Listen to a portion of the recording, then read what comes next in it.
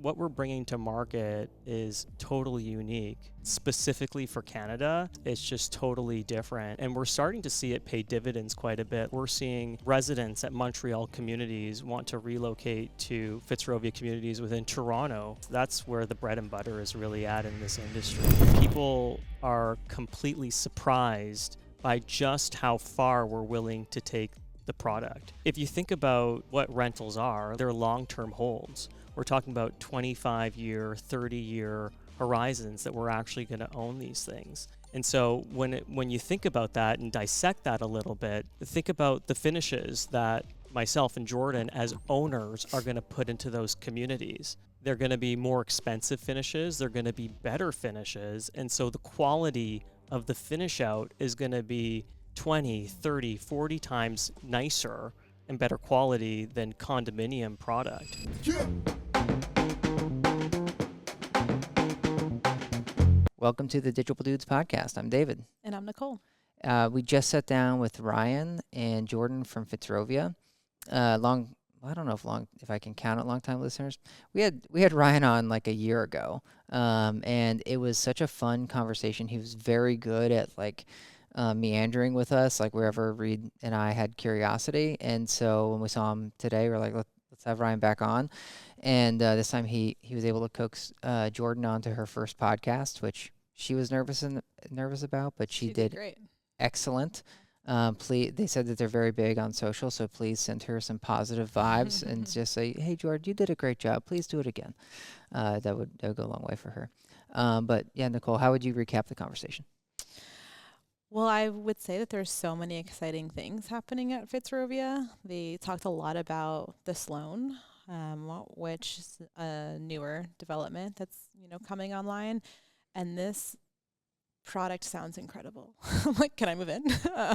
Just everything from, and I think this is true of a lot of the Fitzrovia products, but really he talks about the vertical integration. So think about everything from like the barista and brewing, their own coffee, to childcare, both private and city provided childcare, and really thinking about that resident experience, and the full court basketball courts. Like, it just really feels very intentional. Like, that's kind of the theme that I took out of this conversation, is everything that they touch has so much intentionality behind it. I think that speaks to the craftsmanship that they really put into, their products, the development and the marketing of it. And so super fascinating to hear about, Jordan talk through this like year-long plus like marketing initiative of like how to bring this product to life. And so I think it was just a really different type of conversation for us, because we're so used to thinking about how do we scale so quickly and what's the quickest time to get something online. And I think we've lost a little bit when you talk about the scale of the customization, where for them everything is custom, and that really is the sale of it. So it's fascinating for me. Yeah, when he says a lot of folks throw around like vertically integrated, but I like that Ryan explains it. He's everything from like taking the dirt to like doing the architecture to the building to the property management to owning it for the next 25 years. And then also like throughout the community adding in unique amenities that they don't back away from, like you were saying about like 2 different types of childcare on site with this one. And then some of the challenges we were diving into with Jordan is when it's this nice of a product, the images don't do it justice, and they work really hard to try to get the images to do it justice. But part of what we were discussing is how many other people are using different filters or like AI to make the images look even better than their real product, than their product is. And then Fitzrovia is struggling because their product is so good it looks like it's already like got filters or AI, glowing it up or what have you. And so they really need to get people on site to experience it, to understand it. And part of their strategy they talk about there is their social media prowess and some of the other unique things that they're doing. So yeah, it's always fun to catch up with Ryan, and I thought Jordan did great. So again, just comment on it that Jordan, you did a great job to send her some love. Super fun combo. Okay, we are here with Ryan. Please tell the audience who you are. A pleasure to be here, David. I'm Ryan Funt. I'm the Vice President of Marketing with Fitzrovia. We're an owner-operator out of Toronto, Canada. All right, and you brought Jordan along. Jordan, who are you? My name is Jordan. I'm marketing manager at Fitzrovia, working with Ryan day in, day out, 5 days a week in office. It's a And pretty fun ride. You've been there just over a year. Yep. I asked you if you settled in, and you said you have to ask Ryan, so I will ask Ryan now on the air. Ryan, has she settled in? Does she feel normal?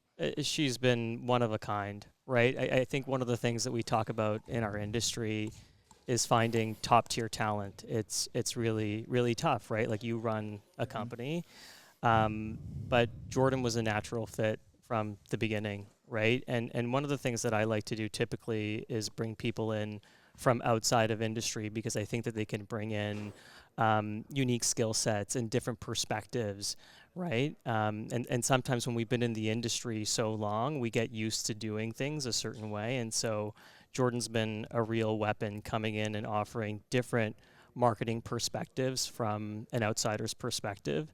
And you know, off to the races. She's doing her first lease up with us, called the Sloan at Yorkdale Shopping Center, which is one of North America's largest malls. It's a lease up across the street from the mall, and she's created a really great brand identity, set up a really, really convincing and compelling campaign, and I can get her to speak a little bit about that.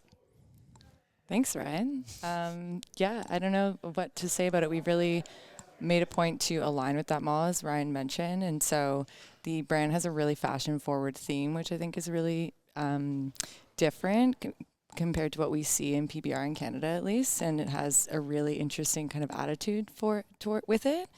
Yeah, I don't know. It's fun editorial. It's a cool vibe. And That's you, super cool. Fitzrovia, is this still similar to your other assets? Because you guys are different than most what we think of as multifamily properties, you know, in the States. So yeah, maybe highlight some of that again, Ryan. Yeah, I think what makes us really unique is we are completely vertically integrated.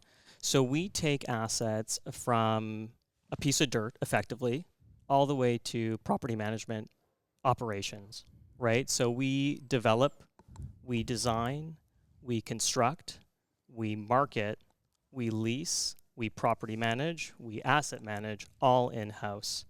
And we've taken it a step further to make it a totally comprehensive experience for our residents. We now have our own early childhood education centers within our communities, operated by Fitzrovia, called Bloomsbury Academy. We also operate our own third wave cafe and bars, wine bars, so kind of a cappuccino coffee experience by day and cocktail experience by night, all in-house at Fitzrovia. So I think we've talked about this before, but it's remarkable to be in an office environment where we're dealing with designers, asset managers, construction folks, baristas, educators, and talk about a 360 holistic experience for our residents. No one's really offering that in the market. And That is so incredible. No, that I just need to say, like, that is incredible.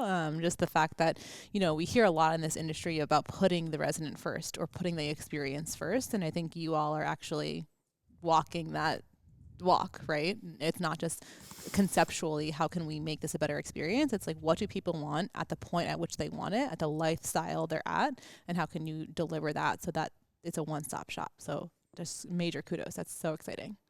Yeah, totally. And we take it a step further. We offer discounted tuition for our residents, discounts on, you know, coffee and pastry for our residents. And so it totally is comprehensive. And then the Sloan as a standalone community is quite exquisite. I know we've talked about it quite a bit, but bowling alleys, a Scandinavian spa, multiple co-working spaces, a full-size basketball court. So we're actually the official rental housing provider for the Toronto Raptors and the Blue Jays as well. And so it's an official Raptors court. You know, what we're bringing to market is totally unique. I think it'd be unique in the U.S., but specifically for Canada, it's just totally different. And we're starting to see it pay dividends quite a bit. Like, we're seeing residents at Montreal communities want to relocate to Fitzrovia communities within Toronto, right? And I think that's where the bread and butter is really at in this industry, right? Like we talk about resident retention, but you know, can we actually get people to move from community to community and have that brand loyalty, right? Like we talk all the time about, you know, I'm committed to Delta Airlines or Air Canada, or, you know, I only stay at the Marriott, or, you know, I'm a Four Seasons type of person. Like, how can we actually get to that level in multi-res? If you think about it, like, your home's your home. It should be at that level, yet we don't really have those conversations. Like, we don't really see consumers committed to a specific operator. And we're starting to see those stories come out more and more in our communities. And that's what's truly rewarding for Jordan and I. So Jordan, with an asset like that is so unique, I wouldn't just say for Canada, but just for almost any asset we've ever worked with, how do you decide what to focus on? Like how, when you're marketing it, like, am I doing the basketball court? Am I doing the, like, the childcare would be important to us right now? Yeah, that's a great question. It really depends on the stage of where we're at in development, because there's certain things that are available to us at different times. So right now we're really leaning into our renderings to really show off the amenity portfolio. We have a beautiful evening rendering of our amenity terrace, and it has this circular infinity pool that we just showcase everywhere, because it really gives you a sense of the scale of this one section of the community. But still such a striking contrast, especially when you're out in in public. It really, that dark contrast with the bright pool really stands out, and it's pretty eye-catching. So that's at the kind of outset of the lease up is what or pre-leasing period is what we're leaning toward, is our amenity package. And as different assets become more available, once we go through and do model suite photography and those things, then we kind of just mix it in, and we make different advertisements geared toward different benefits of the community. But yeah, typically just leaning into our amenities that really showcase well visually, because we do have some really great renderings of the basketball court as well. But I think the basketball court is one of those things that is going to speak volumes when you're in it, just because it has the floor to ceiling 2-story windows that face directly onto the highway, which doesn't sound super glamorous when you say it, but when you're in there, there's something about the moving traffic, but you're in this like quiet space, and the 2-story windows, it's just so striking. You get such a huge, the size of the room itself is just so impactful that that's a space where I really think no rendering will really do it justice until the prospects are in there. So just kind of picking and choosing, working with what we have available at the time. Yeah, makes sense. It's super interesting. I'm almost like, I can imagine it being a different marketing play, because you have to bring prospects along this journey, right? So it's like, maybe it's kind of table stakes on the first image you show them. They're expecting the pool, you got to show the pool, right? And then you're like, okay, but let me pull you in and actually show you what else we have and have you feel it, versus potentially if you lead with that, maybe it doesn't connect right away. And so I feel like there's more of like a storytelling renter path or resident prospect path here, that you really have to kind of engage them at each step of the cycle. Most definitely. And with this community especially, it's not a very well-known rental node. So we've been navigating a challenge of trying to educate people about this, what's the word I'm looking for? Just having product in this space and the benefits of this community, and kind of writing that narrative of what it means to live in, not what it means, but why people should choose that community to live. It's still, and we're really looking at it as it's the best of both worlds. You have all the retail, the entertainment, the transit connection, both either on public transit or through driving in the highway, because it's right along that 401 stretch. And so commuters living within the GTA or working in and around the GTA that maybe want to be close to the city have that option. And so really striking that narrative to try to inspire people to choose to move there. Totally. And Ryan, you brought up how people now are moving within Fitzrovia communities, and I think that works when you are hitting this really almost exclusive sort of product. Because you mentioned the Four Seasons, right? There's some people that are like, oh, when I travel, I'm only going to go to the Four Seasons. I'm curious though, like we just watched White Lotus season 3. I hadn't seen the other White Lotuses, but I just started. Oh, okay. Yeah, Okay. I won't ruin anything for you. Please don't. But one thing that they show there is like, okay, there's this hotel that you can come and rent and it's nice, but then there's also people that buy private homes on the property. And that was something that was kind of new to me. Didn't realize that like you can actually buy a home at a Four Seasons resort or whatever. Is that something that you guys have had to cross, or do people almost expect it when you're doing this like upper end product where I'm used to that if I go to this luxury resort that I can actually buy a piece of it? Anything like that for you guys here with rentals? Yeah, I mean, like people aren't necessarily coming to the communities and looking to buy, quite frankly.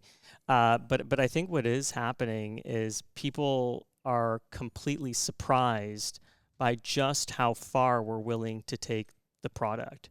Like if you think about what rentals are, like they're long-term holds. We're talking about 25-year, 30-year horizons that we're actually going to own these things. And so when you think about that and dissect that a little bit, think about the finishes that myself and Jordan as owners are going to put into those communities. They're going to be more expensive finishes. They're going to be better finishes. And so the quality of the finish out is going to be 20, 30, 40 times nicer and better quality than condominium product, right? If you also think about it, like these are long-term investments, as I just said. And so, rental growth needs to be there, right? And so the specifications that you put in place today actually need to look better 10 years from now. So let that sink in, right? So you're putting in more time up front to really make sure that these communities withstand the test of time. That's super important. And so with that, you're getting that long-term retention, and people are coming in and saying, can't believe it, right? I had a friend that I recommended that he live at one of our communities, the Parker at Yonge and Eglinton. And I laughed, David, because he said to me, I toured it in person and I just couldn't believe my eyes. I'm like, what do you mean you couldn't believe your eyes? Like, as a marketer, we designed an amazing website, an amazing Instagram feed. We hired the best architectural photographer in Toronto. Like, the transparency of the experience that we put together as marketers at Fitzrovia is 100% transparent. But it took kind of going to the property to actually, to your point, touching the details, touching the actual leather on the banisters and seeing the thread and sitting on the couches and feeling the materiality and smelling the aromas of the coffee beans being grounded from the kiosk, right? And so we're really creating special experiences that I think to a certain extent surpass some of the for sale product, right? And we're starting to see downsizers in communities like Rosedale and Forest Hill sell their homes in favor of the renting lifestyle. Yeah, I wonder if the "I can't believe my eyes" comment is sort of an unintended consequence of Nicole and I had a conversation with Justin Jones, who was talking a lot about AI, and he was like, well, now your brain is constantly wondering what's real, what's not real when it's looking through its feed. Yeah. And so he was just expressing that you're almost conditioning yourself to not believe your eyes because you're like, what filter did they put on, or what editing did they do How here? staged is Yeah. it? Exactly. Yeah. And it's we've often sort of laughed, many people in this space, because they're like, it seems like every apartment is a luxury apartment, right? But yours is different. I feel like that sounds more luxury to me than many of the other apartments I see, right? It's a self-inflicted problem to a certain extent, right? And I actually, as a marketer, don't even use the word luxury anymore. And so, not that Jordan does this, but when I see team members, send me copy and I see the word luxury, I strike it out right away. And when Jordan came, she said, it's a fine apartment. Refined, yeah. Exactly, Oh, refined. Okay. Exactly, I was like, exactly. it's just fine. She came with all the ideas. But yeah, it's self-inflicted, right? Like we create renderings for our communities, as Jordan talked about, and not smoke and mirrors, but really our finished product surpasses the renderings, right? And so I almost don't like using renderings anymore, because I know that when we finally finish that product, it's going to shine so much nicer than the renderings, right? I feel like a lot of developers are the opposite.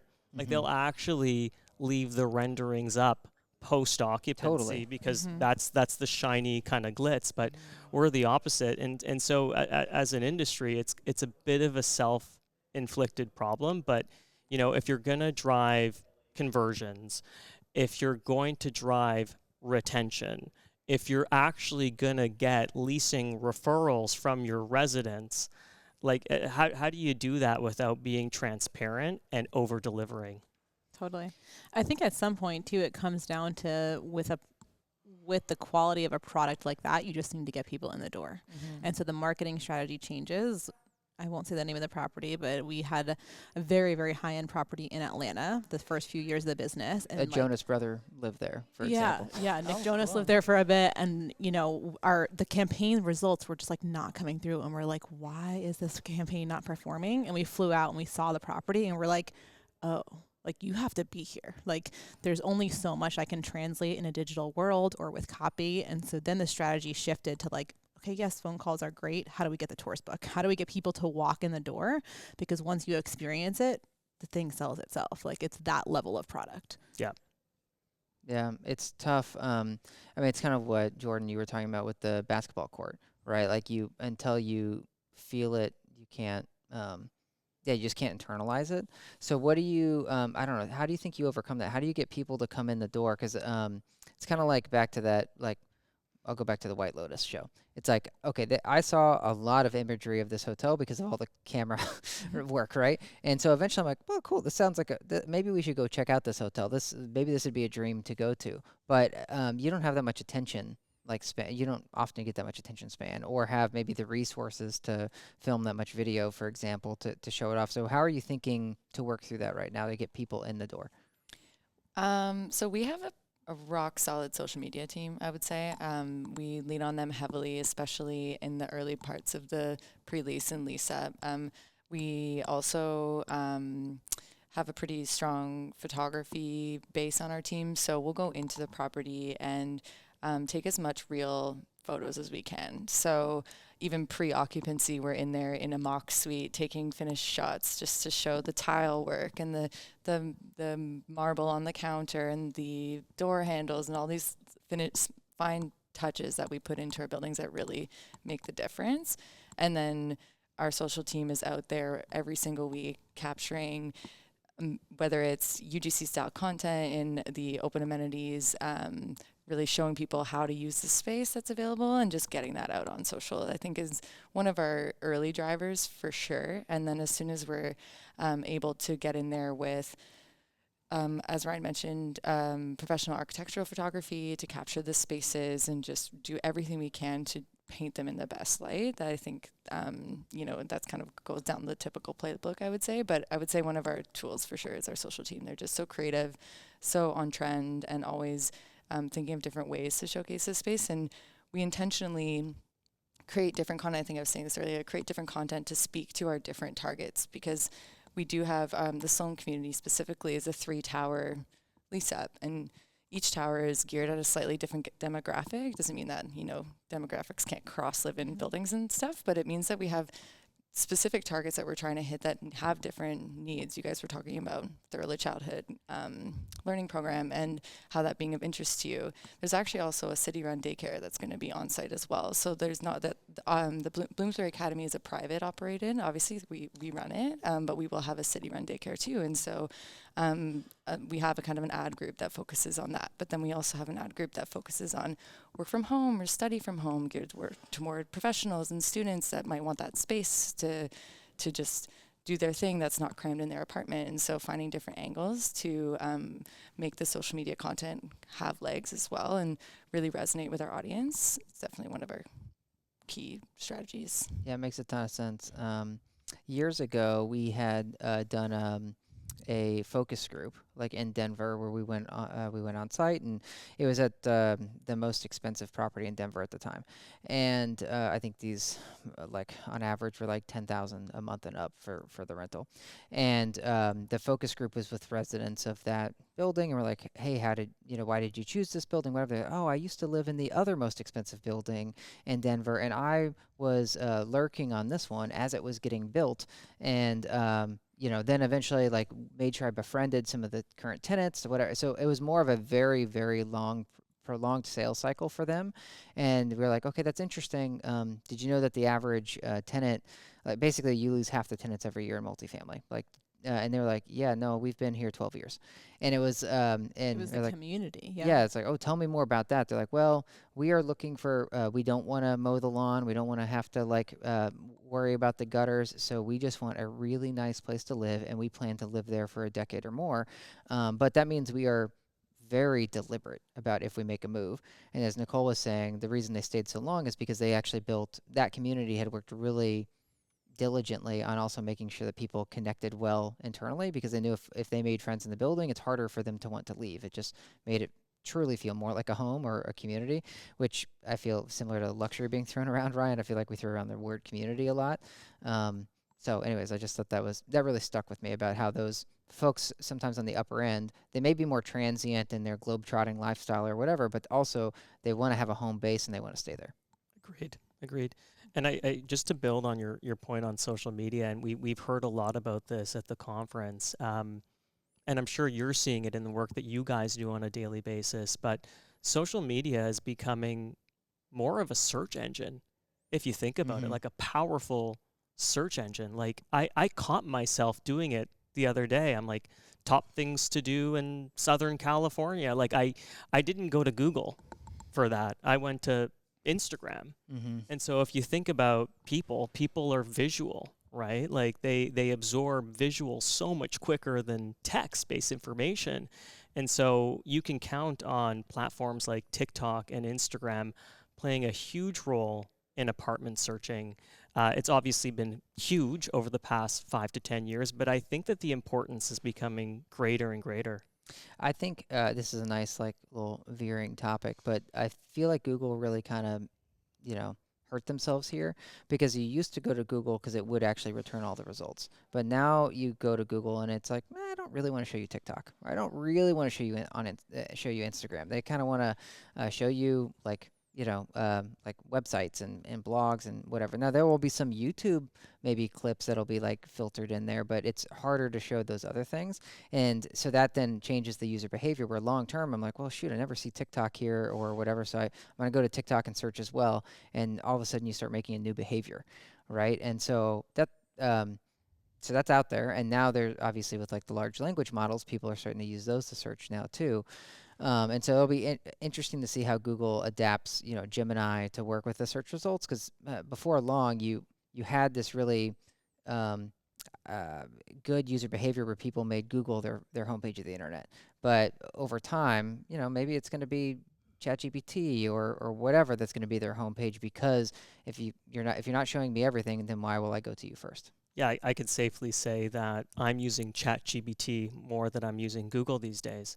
I think that's like this month is probably the first time that I can safely say that behavior for myself has changed. And I'm sure the thing that we're all trying to figure out as multifamily marketers is how do we actually tap into that, right? Because, I tend to search on ChatGPT, but I'm not necessarily getting the results that I want to see as a marketer.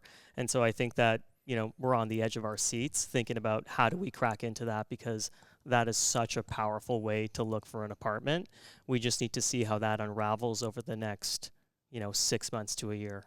Yeah, and it's really challenging for most multifamily marketers to be nimble in a way, because most of them have 40 or 50 properties they're managing. And so they kind of need like a fairly consistent strategy across these properties in order to stay sane.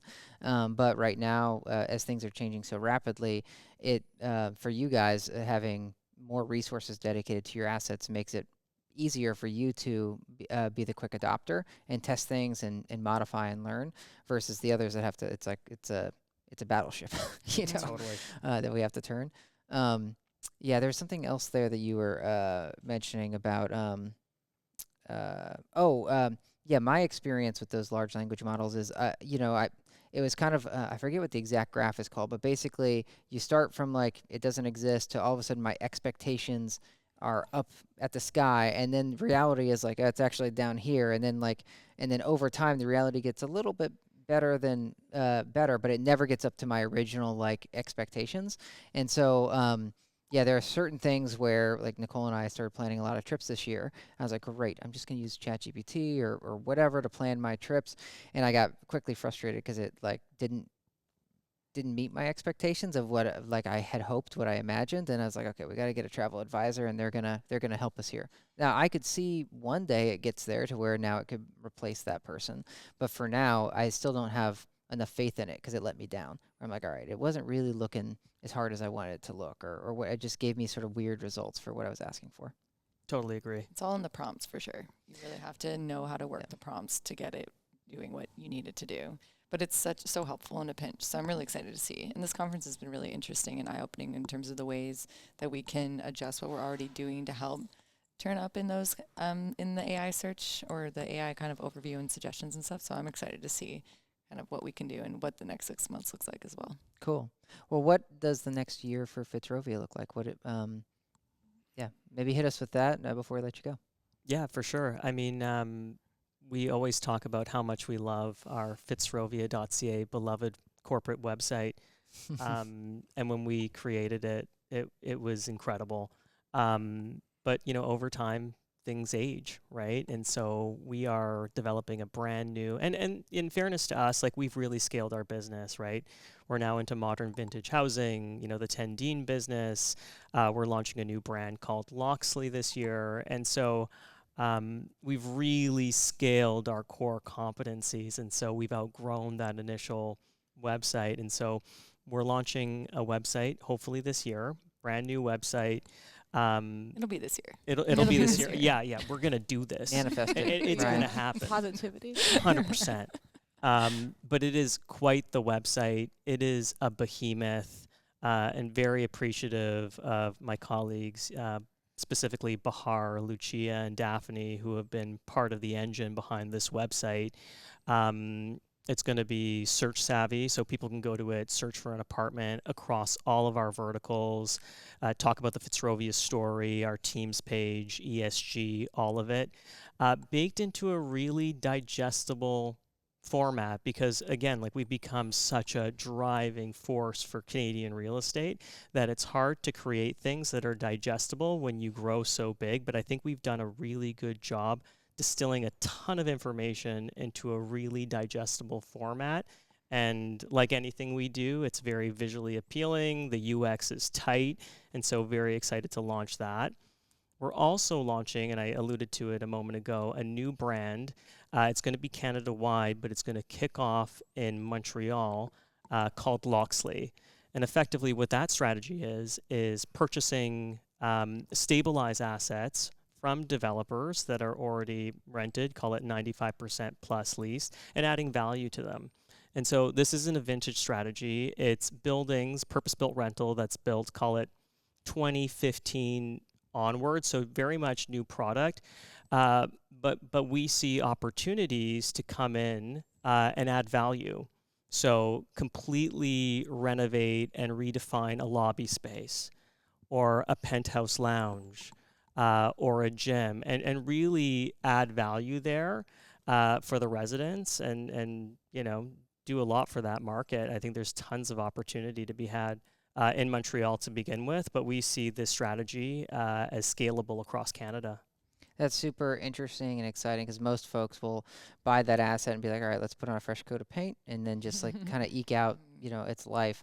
And also what I like about it is it's almost like, a lot of people have negative feelings about Tesla right now, but if you think about it, in the beginning, it was like, let's experiment with the expensive Roadster, and then eventually we'll go mass market with our cars. And I feel like you guys kind of went that way. You have your really high-end properties that you said vertically integrated from the ground up, and now you can take other assets and say, we'll take our learnings from our really high-end stuff and apply it here, and there's margin to be had for that, and a great experience and a great example. So That is super cool. Yeah, that's very different than last time we talked. For sure. Well, this has been great. If folks want to learn more about Fitzrovia, what's the best way? Fitzrovia.ca. And then, as I talked about, in a couple months, it's going to be completely redesigned. And then, like Jordan talked about, we're really into social media. So our handle is Fitzrovia Life on Instagram. We take social media extremely seriously, and we think we have a great presence there, and we're posting on a daily basis. And I think we have one of the most innovative social media teams in the country. And again, Jordan spoke to that. So, if you're not into checking out websites because you have website fatigue, follow us on Instagram at Fitzrovia Life.